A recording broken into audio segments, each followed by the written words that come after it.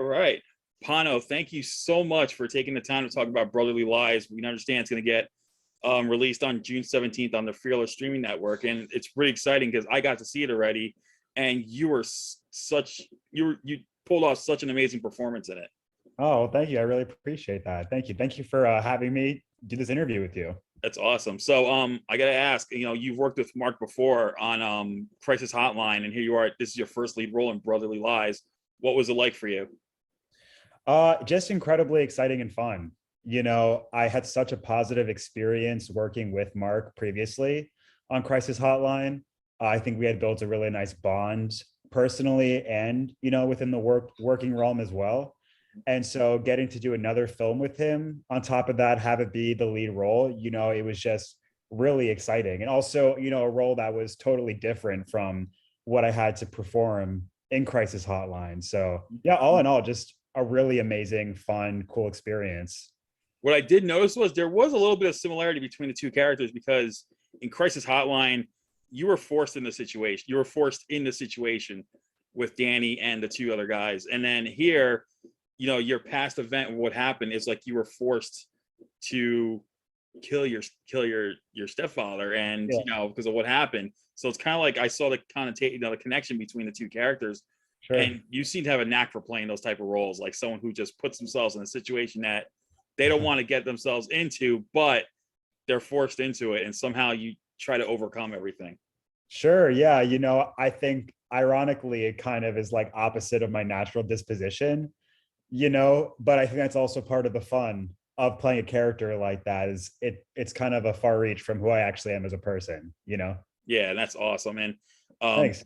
Another thing I want to ask is, what was it like working with the supporting cast? Because I was talking to Mark, y'all were just in this one house, and I gotta say, man, he pulled off the lighting perfectly, just for the right moods. But what was it like working with everyone else on the set? Well, it was great. For starters, at the time, I was roommates with Jose, who played Kenny, So, just prior to shooting, I already had that like familiar face, you know what I'm saying? Yeah. Going into it too, I feel like I made bonds with everybody. I feel like that's what was so great about having such an intimate production, is everybody got the chance to bond with each other. I feel like, especially, Mark as a director, the way he runs things, it's serious. We get stuff done, but there's also a sense of familiarity amongst him and everybody else that makes working easier to do. And yeah, all in all, it was great working with the supporting cast. They were awesome. And I gotta say, it was crazy seeing Mark in front of the screens as Harry, and that must have been something totally different. That must have been something like you weren't expecting. I can imagine. No, but it was, I didn't expect him to do it, but I'm happy he did. It was fun getting to, perform scenes with someone who had previously directed me, Yeah. And I like the fact that I felt like I was watching a play. Like Brotherly Lies, I felt was a play that came to life. Yeah. It had this, you had the brothers who were at odds with each other because, you're still reeling from everything you went through, yet your brother is like, he's like, all right, I'm past it already. But yet he wants to make a film about it. Maybe for him, that's a way of closure. Mm-hmm. But, and yet Lex did not feel his closure. He still hasn't found that sense of closure yet. And then there's the love triangle or square, rectangle, whatever you want to call it. Cause you start falling for Shane, and Ken, he's in love with Kenny, and, Harry's got a thing for you. It's like, it was just mad. But I like how it was done though. It wasn't, it was done in such a subtle type of way, something like, I'm glad like the stereotypes are not there anymore when it comes to LGBTQ films. There's, none of that. I feel like it's become better represented in today's cinema. Totally. I agree. And I think this film did an amazing job of doing that as well. I think that it is natural, I think, in a lot of gay relationships to have a lot of this like sort of like, would you say like love rectangle-y sort of stuff happening, know? But it was cool seeing it depicted in the film. And like you said, a subtle way, it kind of normalizes our reality as gay men dating. Right.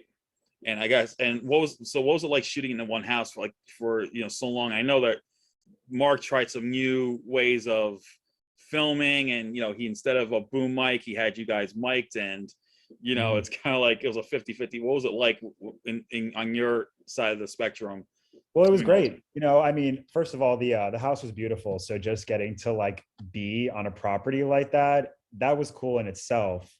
And then also just convenient for shooting. You know, I mean, when you don't have to leave the location, you can get stuff done a lot quicker. I think it was really helpful when it came to like actually getting the shots, the takes done, and you know, getting the movie shot in like a reasonable amount of time. Yeah, and I like the fact that I guess I like the fact that throughout the movie, you know, we see all different types of lighting. And when Mark told me that a scene with you and Shane at the bar, only one candle, it Yeah. looks so good though. It's like Yeah. you would never thought that would be done. I thought that would be something done in post production, and Sure. here it is. Like it just looked perfect, Yeah, and it totally. fit the mood. It totally fit the mood of the scene. That's what even made it even more amazing to watch. Like Yeah, the lighting helped like the mood of the whole movie, and I think that was a for big sure. plus with it. I agree. And lighting is something that's so fascinating to me because it's not something I know much about, you know, and I think that's what makes Mark such a great, you know, director as well is, you know, he was able to strategically set up the lighting in those scenes to kind of make, you know, what equipment we did have so much more powerful than one would expect. So it was awesome. That's awesome. And let's talk a little about Crisis Hotline now because that was such a great film. I my first ever World Film Geek Awards, I actually gave Christian the best male performance for that movie because he Totally. deserved it.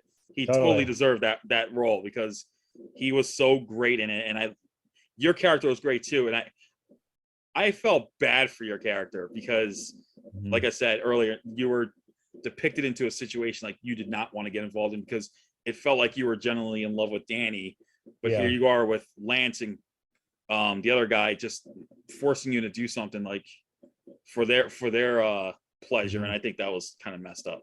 Yeah, definitely. Yeah. But, you know, it was part of the, I guess, the charm of the film. You know, I think Yeah, something I loved about Crisis Hotline was the fact that it was like a really intense sort of thriller, right? That also had, you know, gay characters. And I also think that it's not so far off of what possibly could happen in real life. You know, I certainly was not ever in the same situation as my character was, you know, but I definitely have faced situations that have been sort of like similar, you know, and so I think that's what helped me connect with the character for sure, for one. And also, you know, I think being a gay man as well, getting roped, especially when you're young, it's I not in my experience, but I think it is pretty common to kind of get roped into sort of that sorts of those sorts of dark, seedy sort of situations because ultimately, you know, you're young, you might be lost in your life because people who should be there to accept and support you aren't, right? And so these right. characters enter your life and they offer you stability, but at the same time, you know, rope you into something that you don't even want to be involved in, you know. Yeah, exactly. So I thought that that was the magic of the film was just kind of representing that in a really sort of possible sort of way. Yeah, exactly. It's like the fish out of water story, and then they're taken advantage of, Yeah. ultimately. And of course, it hurts everyone involved. And it puts Danny on this downward spiral, and he's calling to say he's going to kill you guys and then kill himself.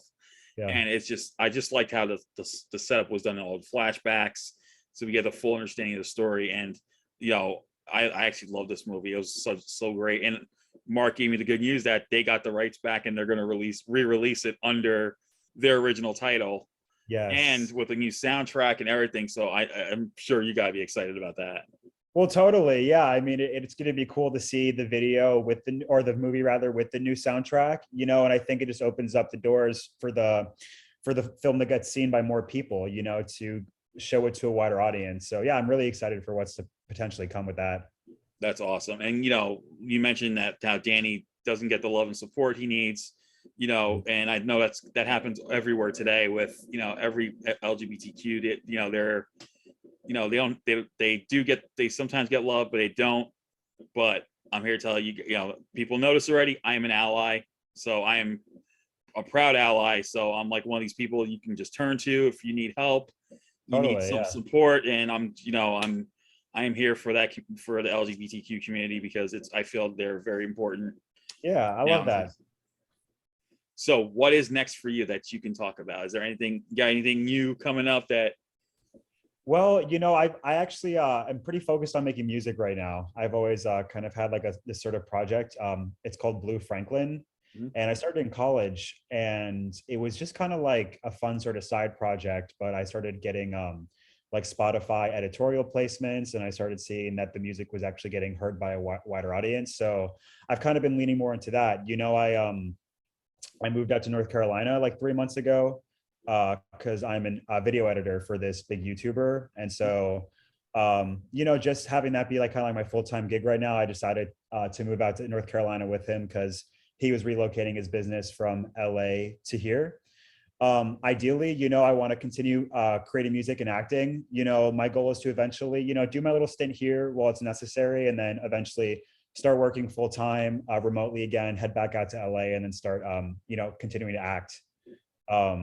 But yeah, I mean, as far as acting goes, no projects lined up right now. It's mostly focused on the music. That's cool. I mean, yeah, that's cool. That's cool to take a little break from it now and again. I mean, besides, let's just face it, you just came out. You have two stellar films right now, so Yeah, so you don't need. I don't think you need to worry about that right now. sure. Yeah, definitely. So, Crisis Hotline is out on DVD now, but it will be getting re-released under the original title, Shadows in Mind, probably later this year. I don't know exactly when yet. Yeah. And Broterly Lies will be debuting June 17th, this Friday, on the Fearless streaming network. Get your free trial, and check this movie out. It's really amazing. And Pano, man, it is so great to get to meet you and get to talk to you about these films, man. And I hope everything goes well, man. I appreciate that. This has been awesome. I mean, it's so exciting to get to do, an interview on a piece of work that I got to like partake in. So thank you. Yeah, that's awesome. And I will tell you, this coming Wednesday, I will be talking to 3 of your co-stars from Brotherly Lies. Yes, you will. We have Jacob, Robert, and Jose. So we're looking forward to that. And Yeah. I can't wait to see what they got to say about this, because this is such a great movie. And once again, thank you so much for taking the time to talk about it. Of course. Thank you. And, I'm sure you're going to get a great interview out of them too. They're all super talented, charismatic, cool people. So all right. Yeah, awesome. So check it out, guys. June 17th, Brotherly Lies on the Fearless streaming network. So thanks again, Pano, and you take care. Thanks. You too. Have a good one. All right.